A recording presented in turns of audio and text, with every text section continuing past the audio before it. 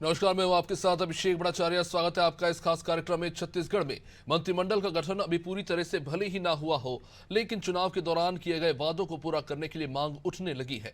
इनमें से एक प्रमुख वादा है 18 लाख बेघर लोगों को प्रधानमंत्री आवास देने का। भाजपा ने चुनाव के समय अपने घोषणा पत्र में यह वादा किया था। शपथ लेने के बाद पहली कैबिनेट में मुख्यमंत्री विष्णुदेव साय ने इस वादे पर मोहर भी लगा दी। उन्होंने प्रदेश में 18,12,743 परिवारों को प्रधानमंत्री आवास देने की घोषणा कर दी है और इसके लिए विभिन्न चरणों में आवश्यक राशि जारी भी की जाएगी। मुख्यमंत्री का कहना है कि पिछली सरकार ने इस योजना को ही बंद कर दिया था, लेकिन भाजपा सरकार इस योजना सहित अपने सारे वादे पूरे करेगी। इधर कांग्रेस का कहना है कि जनता को भाजपा के वादे पूरे होने का इंतजार है। क्या लोकसभा चुनाव से पहले छत्तीसगढ़ में सभी पात्र गरीबों को आवास मिल पाएगा और चुनाव से पहले प्रदेश की गारंटी पूरी कर सकेगी पार्टी? आज इसी पर चर्चा करेंगे और जानेंगे कि आंकड़ों में क्या सच्चाई है, लेकिन उससे पहले इन प्रतिक्रियाओं पर एक नजर। मोदी की गारंटी में जो हम लोग का वादा भी है कि जो पिछले 5 वर्षों में कांग्रेस पार्टी की सरकार में जो गरीब लोग 18 लाख प्रधानमंत्री ग्रामीण आवास से वंचित हो गए, उनको मकान देने का काम करेंगे।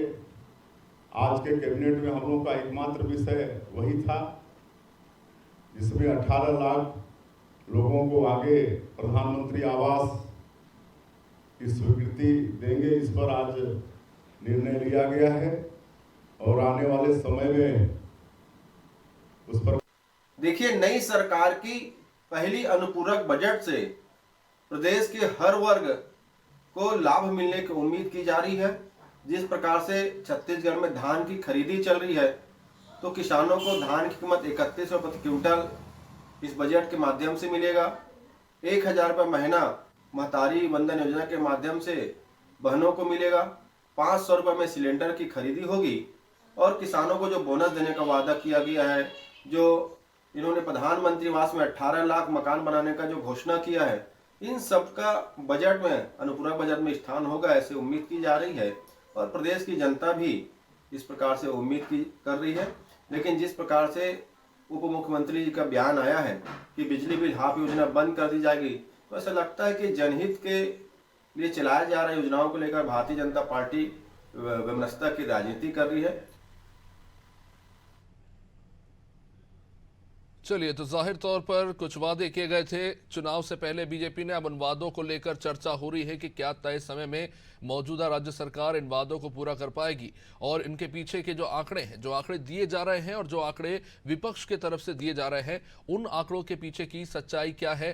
क्या जो दावे पूर्व की सरकार ने किए थे, क्या उनमें वाकई एक सच्चाई है, या फिर मौजूदा बीजेपी सरकार जो कह रही है कि पूर्व की भूपेश बघेल सरकार ने आवास योजना के नाम पर काम नहीं किया और जो बजट एलोकेट होना चाहिए था गरीबों के आवास बनने के लिए, उनका इस्तेमाल नहीं किया गया, जिससे एक बड़ी संख्या में एक बड़ा गरीब वर्ग वंचित रह गया। इन तमाम पहलुओं को लेकर चर्चा करेंगे। आज हमारे साथ इस चर्चा में हमारे मेहमान जुड़ रहे हैं। सबसे पहले भूपेंद्र नाग हमारे साथ बीजेपी से, उसके साथ अंशुल मिश्रा कांग्रेस से अपना पक्ष रखेंगे, कौशल स्वर्णबेर हमारे साथ वरिष्ठ पत्रकार जुड़ रहे हैं। आप सभी का बहुत बहुत स्वागत।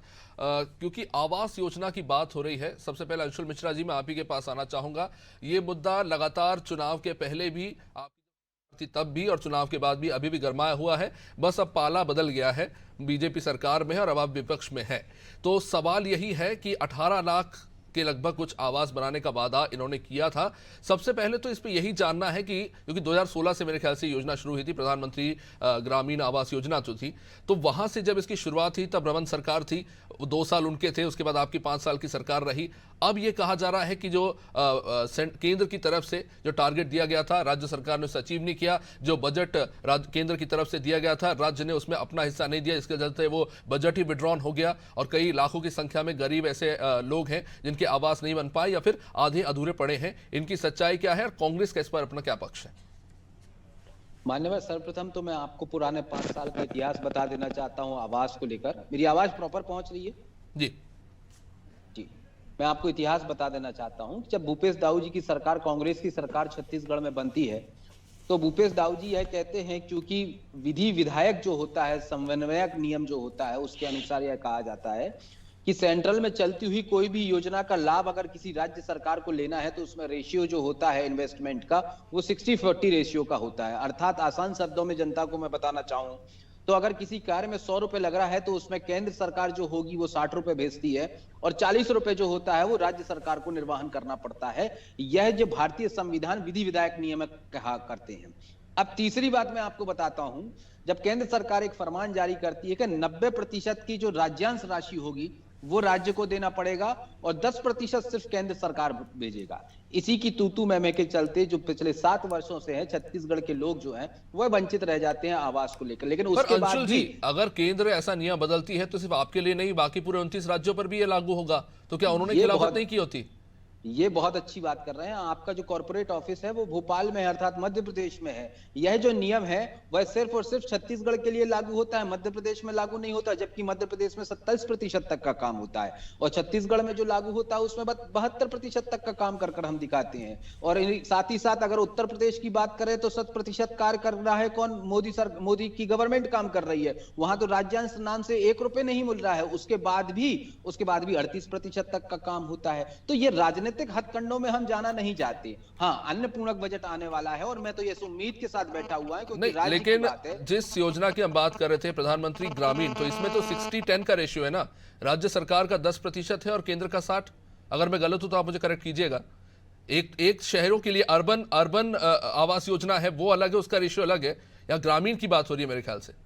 जी बिल्कुल, आपने जो ग्रामीण की बात कही वही बात को मैंने नियमित के आधार पर बताया। जो आप कह रहे हो सशब्द वही बात है, लेकिन जो आप कह रहे हो आज से 2 वर्ष पुराना मोदी जी का फरमान उठाकर बता दें जो कि मीडिया के पटल पर रखा हुआ है, जिसको अदानी आपके न्यूज चैनल ने बहुत अच्छे से कवर भी किया है, उसमें मैं डिबेट में भी बैठा हूं।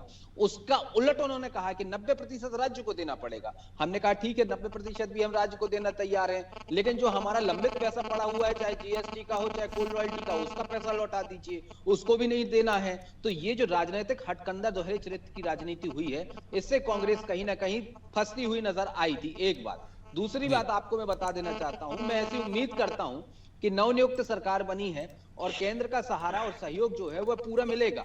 अब कितना केंद्रांश है कितना राज्यांश है, इसमें विष्णुदेव साय जी और आदरणीय प्रधानमंत्री जी बता सकते हैं, इस बात को कोई नहीं बता सकता।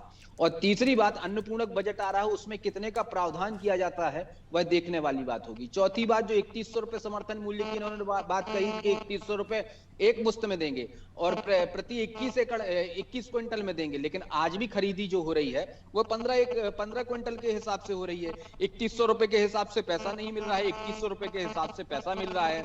तो जो कहा है वो होते हुए तो नहीं दिख रहा है। आने वाले भविष्य में ऐसी उम्मीद की जा सकती है मान्यवर कि जो कहा है वो कर दिखाएंगे, क्योंकि वहां पर मोदी जी की गारंटी लगी हुई है। अब कितने मॉरल सबसे पहले मैं ये तो जी जनता इस पे मैं जवाब लेना चाहूंगा भूपेंद्र जी, क्योंकि अगर जो अंशुल जी कह रहे हैं तो इस पे तो अतिरिक्त भार आपकी सरकार है, आप पर भी पड़ेगा। अगर एक आवास के लिए 90% राशि अगर अंशुल जी ऐसा कह रहे कि राज्य को देना पड़ेगा तो ये तो बहुत अतिरिक्त भार, और वो भी आप तो 18 लाख का वादा करके बैठे। भूपेंद्र जी, सभी राज्यों के लिए एक समान है। ये किसी भी प्रकार से जो बात आ रही है 90-10 की, ऐसा कुछ नहीं है। और मुख्यमंत्री जी के भी बयानों में हमें लगातार ये 60-40 का जो रेशियो की बात है वो हम सुनते आए हैं। और ये आवास का विषय जिस प्रकार से इन 5 सालों में रुका हुआ था, उस आवास की रुकने के चलते आम जन को, जो गरीब जनता है उसको जिस प्रकार से परेशानी का सामना करना पड़ रहा था, क्योंकि ऐसे गरीब परिवार है जिनको आवास बनना जिनका शुरू हुआ ही था और वो किराए के मकान पर या और किसी परिस्थिति में वो रह रहे थे और आधे अधूरे बने उस मकान के साथ उन्होंने 5 साल को काटा है। तो ऐसे परिवारों को भी जो है इस भारतीय जनता पार्टी की सरकार जब आई है तो उनको राहत, और उन 18 लाख पर जिनको आवास की बात भारतीय जनता पार्टी में रहते हुए लगातार आवाज उठाती आई थी। नहीं, लेकिन भूपेंद्र जी मुझे एक क्लियर जवाब चाहिए इस बात पे कि क्या ये सच है कि केंद्र ये प्रस्ताव लेकर आई कि 90% राशि राज्य देगा और केंद्र सिर्फ 10% देगी?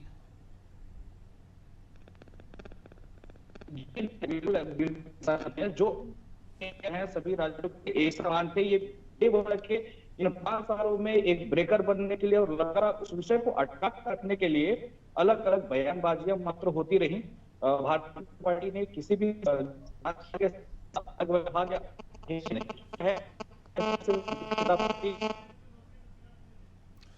चलिए भूपेंद्र जी, कुछ टेक्निकल समस्या आ रही है, आपके पास मैं वापस लौटूंगा। कौशल जी, इस पर मैं जवाब चाहूंगा। नंबर्स की काफी बात हो रही है, जहां तक मेरी जानकारी थी कि 90-10 का रेशियो सिर्फ उत्तर पूर्वी राज्यों के लिए है। ये आवास योजना की क्या सच्चाई है? क्या वाकई भूपेश बघेल सरकार में जानबूझकर जो बजट एलोकेट होना चाहिए था वो नहीं किया गया, या वाकई में जो कारण तब की राज्य सरकार ने दिया था कि कोविड के चलते वित्तीय स्थिति खराब है और उसके बाद उनका जो जीएसटी का हिस्सा था वो भी उन्हें नहीं मिला, क्या ये सारे कारण भी उसमें ये एक बड़ा कारण रहे कि आवास योजना में राशि आवंटित नहीं की गई? अभिषेक जी देखिए, आवाज आ रही है मेरी? जी जी, स्पष्ट है। अभिषेक जी, निश्चित तौर पर आप पिछले 3-4 साल से देखेंगे तो छत्तीसगढ़ में पीएम आवास सबसे बड़ा राजनीतिक मुद्दा बना हुआ है। भारतीय जनता पार्टी ने इसको लेकर बहुत बड़ा आंदोलन भी किया था, लेकिन दूसरी ओर आप देखेंगे कि छत्तीसगढ़ में जिस तरह से आवास योजना की बात चली थी, मुख्यमंत्री भूपेश बघेल ने कई बार कहा था कि चिट्ठी भी लिखी थी उन्होंने प्रधानमंत्री को कि हमारे जो आवास है वो हमें लौटाए जाए, क्योंकि 7 से 8 लाख आवास जो है वो जाती रही है। लेकिन आप देखेंगे जब रेशियो की बात होती है, जब केंद्र और राज्य दोनों ही राज्यों की वित्तीय स्थिति को लेकर बात होती है, देखो पीएम आवास का जो स्कीम है वो दोनों ही राज्यों के माध्यम से गरीब जनता को आवास दिए जाने की योजना है, और दोनों के 60-40 का रेशियो और 90-10 का रेशियो है। तो यही वजह है कि जो एक बड़ा जो गैप आ रहा था, इसी गैप को भरपाई के लिए जो केंद्र सरकार से लगातार छत्तीसगढ़ से ये मांगा जा रहा था कि जो जीएसटी का पैसा है, नक्सल इलाकों में जो खर्चे हुए वो पैसे है, तो कहीं न कहीं जो राज्य की ओर से जो कहा जा रहा था कम से कम 50 से 55 हजार करोड़ केंद्र सरकार के पास अभी तक फंसा हुआ है। मांग लगातार छत्तीसगढ़ से की जाती रही है। यदि वो फंसा रहा है पैसा, तो निश्चित तौर पर भारतीय जनता पार्टी की सरकार है तो उसको भी आवाज उठानी चाहिए कि क्योंकि भारतीय जनता पार्टी की सरकार आ चुकी है, केंद्र में भी भाजपा की सरकार है। यदि छत्तीसगढ़ का पैसा, इतना पैसा केंद्र के पास फंसा हुआ है, तो चूंकि डबल इंजन की सरकार की बात हो रही, तो मुझे ऐसा लगता है कि जो वर्तमान में जो सरकार है उसको केंद्र से आग्रह करना चाहिए, अनुरोध करना चाहिए कि जो पिछला पैसा बकाया फंसा हुआ छत्तीसगढ़ का, यदि 50 से 55 हजार करोड़ की राशि, बहुत बड़ी राशि, यदि वो पैसा फंसा हुआ है तो निश्चित तौर पर उसकी मांग की जानी चाहिए। और गरीबों का जो आवास है, निश्चित तौर पर पहले कैबिनेट की बैठक में 18 लाख आवास की घोषणा की गई है, लेकिन उसके लिए पैसे कहां से आएंगे अभी, क्योंकि अनुपूरक बजट कल से विधानसभा का सत्र चालू हो रहा है। कौशल जी, ये जो नंबर है, ये इसको लेकर मेरा सवाल है, क्योंकि 2011 की जो जनगणना थी उसके आधार पर 18,76,000 के लगभग ये आंकड़े जो है लाए गए कि इतने आवास बनने हैं, और जो आंकड़ा है 11,76,146 सेंट्रल और स्टेट से एलोकेट हुए कि हाँ इनके घरों के लिए काम किया जाएगा।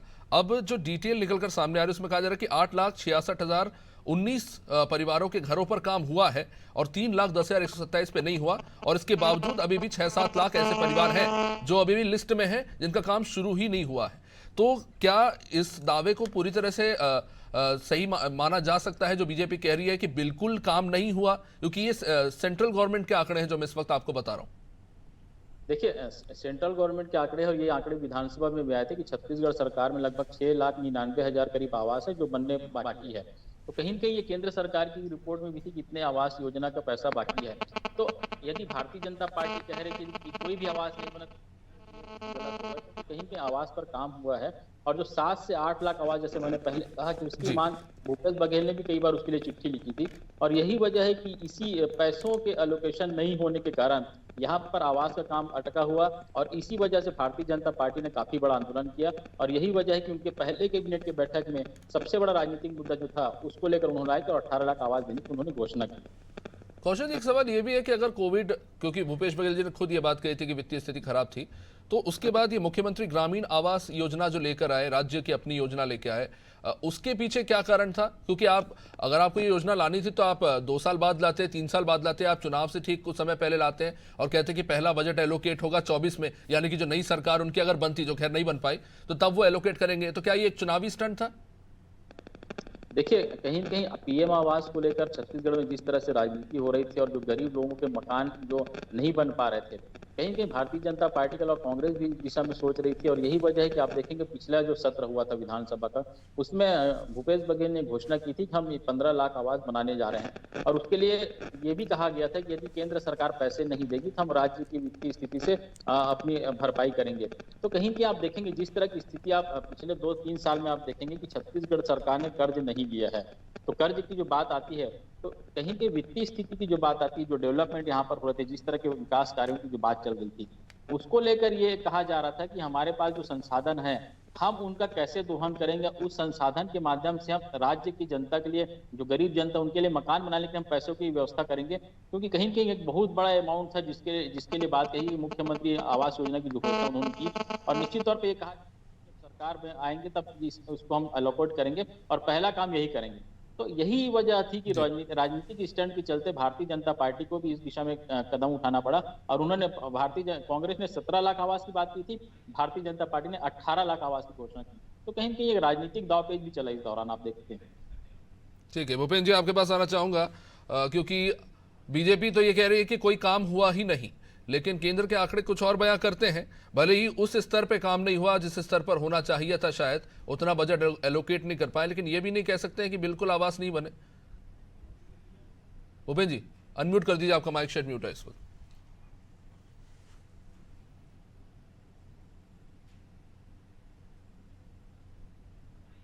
भूपेंद्र जी आपकी माइक को अनम्यूट कीजिए, यहाँ पे आवाज नहीं आ रही है। चलिए कुछ टेक्निकल समस्या है। अंशुल जी, मेरा आपसे ये सवाल है कि एक तरफ मुख्यमंत्री ये कहते हैं कि मेरे पास बजट नहीं है इसलिए हम एलोकेट नहीं कर पा रहे हैं उस योजना में जिसमें 90-10 का रेशियो है कि ग्रामीण वाले में 90% केंद्र देगा और 10% राज्य सरकार का हिस्सा रहेगा। दूसरी तरफ आप ऐसी योजना लेके आते हैं जिसमें पूरा 100% आप ही को हिस्सेदारी भरनी है। तो ये कॉन्ट्रडिक्शन नहीं लगता कि अगर जहां पर आपके लिए आसान था गरीबों तक आवास पहुंचाना, क्योंकि जहां तक मुझे लगता है कि आप लोगों ने खुद अपना एक सर्वे कराया था जहां तक मेरी जानकारी है, और उस सर्वे के आधार पर आपने तय किया कि फर्स्ट फेज में कुल 47,000 गरीब और रिमोट एरिया में रहने वाले परिवारों को 1,20,000 और 1,30,000 देंगे। तो मेरा यही सवाल है कि जब आप खुद वित्तीय स्थिति में ठीक नहीं थे तो एक ऐसी योजना डालना जिसपे पूरा भार राज्य पे आ जाएगा, क्या वो ठीक था? वो मैनेज हो सकता था? अनम्यूट कर दिया अंशुल जी। मेरी आप जी। अब मैं आपको थोड़ा सा स्पष्ट कर देना चाहता हूं मान्यवर कि छत्तीसगढ़ राज्य जो है वो देश का सबसे संपन्न और समृद्ध राष्ट्र कहा जाता है। ऐसा चाहे हम भौगोलिक स्थिति से देख लें, चाहे उत्पादक की स्थिति से देख लें, मतलब हम सरप्लस राष्ट्र की भूमिका में आते हैं पहली बार। अब चूंकि ये कहते हैं कि पीएम आवास योजना इतना पैसा भेजेंगे, इतना पैसा नहीं भेजेंगे, तो हमारी बड़ी जिम्मेदारी और संवेदन पूर्वक जिम्मेदारी यह होती है कि हमें कम से कम एक समय तक इंतजार करना चाहिए, क्योंकि मोदी जी ने अगर जो कहा है, देश के प्रधानमंत्री ने अगर कहा है, तो वो कर दिखाएंगे। लेकिन समय बीतता जाता है और कोरोना काल भी जब निकल जाता है, उस समय की बात है कि उस समय पूरे हिंदुस्तान की नहीं, पूरे विश्व जगत की वित्तीय स्थिति तो ठीक नहीं थी, लेकिन वह 1 आध साल का वक्त था। उसके बाद जब हम सरप्लस में आते हैं और जब हम कर्ज लेना बंद करते हैं, तो हमें यह समझ में आता है कि हमें राज्य सरकार, चलती हुई राज्य सरकार के लिए केंद्र सरकार की आवश्यकता नहीं है, क्योंकि वह सिर्फ भ्रमवाद की राजनीति कर रही है। चूंकि जनता जनार्दन अपने ग्रह से कहीं ना कहीं वंचित नजर आ रही है, तो मुख्यमंत्री जी की संवेदनशीलता यह होती है कि वह ये कहते हैं कि छोड़िए, जो हो रहा है होने दीजिए, हम उनसे लड़ते झगड़ते रहेंगे, राजनीति करते रहेंगे, लेकिन जनता जनार्दन की सेवा के लिए हम मुख्यमंत्री आवास योजना के तहत इतने घर बनाकर लोगों को देंगे। और पहली किस्त अभी चुनाव के पहले ही लगभग 15-20 दिन पहले भिलाई में एक सभा होती है, आदरणीय राहुल गांधी जी के माध्यम से पहली किस्त 50-50 हजार रुपए की लोगों के खाते में चले जाते हैं। ये हमारी कर्म नीति थी, जो हम कर्म नीति पे भरोसा करते थे। हम यह नहीं कहते थे कि हमारे पास ये नहीं है, हमारे पास वो नहीं है, क्योंकि हम यह समझते हैं कि करने का एक मकसद होता है और ना करने के 1000 बहाने। मोदी सरकार के पास ना करने के 1000 बहाने थे। अभी आप ही कह रहे थे कि डबल इंजन की सरकार है। डबल इंजन की सरकार तो मध्य प्रदेश में भी चल रही है। कितने आवास बन गए हैं, आंकड़ा एक बार उठाकर देख लीजिए। उत्तर प्रदेश में कितने आवास बन गए, एक बार आंकड़ा उठाकर, ये सब डबल। नहीं, लेकिन अंशुल जी फिर ऐसा क्यों है कि केंद्र ने यह कहा कि राज्य सरकार ने अपनी जो प्रस्ताव आवंटित जो निधि है उसका इस्तेमाल नहीं किया अपने तय समय में, इसलिए उस निधि को विड्रॉल कर लिया गया? क्या आप इनकार करेंगे कि जो सेंट्रल गवर्नमेंट ने बोला है वो गलत बोला है? ये बड़ा अच्छा प्रश्न आपने किया। आपको अगर मुझे 40 रुपए देना, 60 रुपए देना है, माफ कीजिए, और आप 60 रुपए में से मुझे सिर्फ और सिर्फ 10 रुपए देते हैं, और 10 रुपए हम उसको छूते भी नहीं है, क्योंकि हमें बाकी का 30 रुपए आपसे चाहिए है, और आप यह कहते हैं कि जो आपके मत का 30 रुपए है वो मैं नहीं दूंगा, और 10 रुपए आप दूसरे दिन आते हैं और उठाकर ले जाते हैं, और राजनीतिक तौर पर पार्टी होने के नाते यह कहते हैं कि मैंने तो इनको पैसा दिया था, इनने काम नहीं किया, मैंने तो इनको पैसा दिया था, काम नहीं किया। तो ये वस्तु स्थिति मैं समझता हूं स्वस्थ जमहूरियत के लिए ठीक नहीं होती। आपका जिम्मेदारी था 60 रुपए देने का। हम आपसे 60 रुपए पहले दिन तो मांग नहीं रहे थे, हम तो यह मांग रहे थे कि आप किस्तों में देने तैयार हैं, हम तैयार थे। आपसे हमने यह कहा था कि बाकी के 30 रुपए की भूमिका भी तय कर दीजिए, क्योंकि जो हमारा 40 रुपए है हम उस 60 रुपए में मिला के छत्तीसगढ़ की जनता जनार्दन की सेवा कर सकें। आप कहते हैं आप सेवा करना चालू करिए, हम पैसा नहीं देंगे, तो किस प्रकार से होगा? जब आप पैसा ही नहीं देंगे तो हम क्यों मुख्यमंत्री गृह लक्ष्मी योजना, गृह निवास योजना के तहत हम जनता की सेवा करना चालू ना करें? हम तो आपसे यही कहते हैं। मैंने तो ठीक है, जवाब ले लेते हैं। भूपेंद्र नाग जी जुड़ गए। बड़ी बात ये बोल रहा हूं कि ये मीडिया के पटल पर है, ये कोई छुपाने वाली बात नहीं है, ये अनादि न्यूज के भी पटल पर है। अगर आप डिक्शनरी को खोजने की प्रयास करेंगे तो ये आपको मिलेगा। ठीक है भूपेंद्र नाग जी, ऑडियो आ रहा है? ज्यादा संघर्ष तो आज डिबेट में ही देखने को मिल रहा है। जी जी जी, ऑडियो क्लियर आ रहा है। वैसे एक बात बता दूं, भ्रम फैलाना तो जिस प्रकार से कांग्रेस पार्टी की तासीर रही है और लगातार जो है इन 5 वर्षों में वही हुआ है, अलग अलग बयान, हर बार बयान जो है बदलते रहे हैं। कांग्रेस के अपने जो पूर्व मुख्यमंत्री जी हैं उनके उनको आपत्ति केवल प्रधानमंत्री नाम होने पर थी, ये हमने लगातार उनके बयानों में देखा है। काम अगर यदि करना होता, अरे भूपेंद्र जी फिर वो बोलेंगे कि राजीव गांधी पे भी केंद्र को आपत्ति थी। देखिए इसमें केवल प्रधानमंत्री यदि नाम लिखा गया है, मैं बोलूं बिल्कुल, और जो केंद्र की ओर से जो अंश होना चाहिए था वो ये बार बार कह रहे हैं वो हमें मिला नहीं था। केंद्र ने अपना अंश दे दिया था, राज्यांश जो उसमें जो जुड़ना चाहिए था, जो होना चाहिए था, वो नहीं हो पाता। इस कारण से आवाज रुका हुआ था। इस बात को लगातार हम कहते आए हैं और इसके बाद जिस प्रकार से बात कहना चाहिए चल रही है, इस 5 सालों में वो 66% जो है कर्ज जो है पूरे छत्तीसगढ़ का जब से निर्माण हुआ है तब से, उसके बाद का इन 5 सालों में 66% जो है उसका कर्ज जो है ले लिया गया। और उसके बाद भी कहना चाहिए केवल भ्रम फैलाना और करना, मैं मानता हूं आवाज बने हैं, लेकिन वो बहुत धीमी गति से और दबाव के कारण बने और लगातार एक पत्रबाजी जो है वो होती रही, केवल उस पे अलग अलग बयानबाजियां होती रही। काम को लेकर कभी भी गंभीर जो है छत्तीसगढ़ सरकार इन 5 सालों में नहीं दिखी थी कांग्रेस की सरकार। मात्र बात इतनी सी है। चलिए ठीक है, जवाब ले लेते हैं अंशुल जी। देखिए, मैं आपसे फैक्ट की बात कर रहा हूं, ये परसेप्शन की बात कर रहे हैं, इसमें अंतर स्पष्ट हो जाता है। अभी आप ये कह रहे हैं कि पहले आपके नेता कहते हैं कि काम बिल्कुल नहीं हुआ, मैं तो आपको साधुवाद करता हूं कि आप कम से कम ये तो कह रहे हैं कि काम हुआ। और आप ये कह रहे हैं कि केंद्र ने अपना केंद्रांश अगर भेजा था तो थोड़ा सा दिल पर हाथ रखकर बताइए, केंद्र ने अपना केंद्रांश कितने प्रतिशत भेजा था? 10% भेजा था कि 100% भेजा था?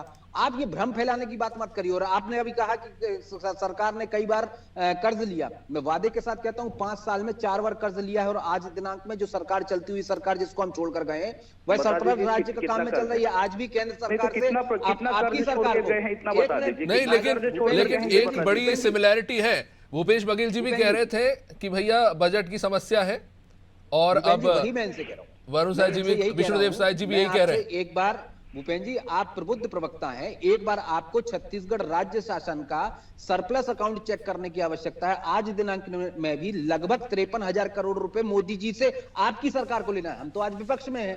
अब आप ये तय कर लीजिए कि पिछले 5 साल का पैसा है वो आने वाले 1 महीने में मिलेगा कि नहीं मिलेगा? 3100 रुपए आप देंगे कि नहीं देंगे? 500 रुपए में सिलेंडर महिलाओं को देंगे कि नहीं देंगे? 1,000 रुपए प्रति माह की जो बात हुई थी वो देंगे कि नहीं देंगे? क्योंकि 53,000 करोड़ रुपए मोदी जी, ठीक है, समय अब इजाजत ही देता है। बहुत बहुत शुक्रिया आप सभी मेहमानों के चर्चा में जुड़ने के लिए। तो मोटा मोटी सवाल यही है कि अब डबल इंजन की सरकार है और इस डबल इंजन में समन्वय कितना बैठ पाता है और उसका फायदा राज्य के लोगों को कितना मिल पाता है, और जो दावे और जो आंकड़े अब बताए जा रहे हैं वादों के अनुसार वो धरातल पर कितना उतरते हैं, क्योंकि आने वाले 4 महीने में लोकसभा चुनाव है और उससे पहले कहीं ना कहीं राज्य के लोगों का भरोसा जीतना बीजेपी की प्राथमिकता होगी। फिलहाल इस कार्यक्रम में इतना ही। आप देखते रहिए अनादि टीवी।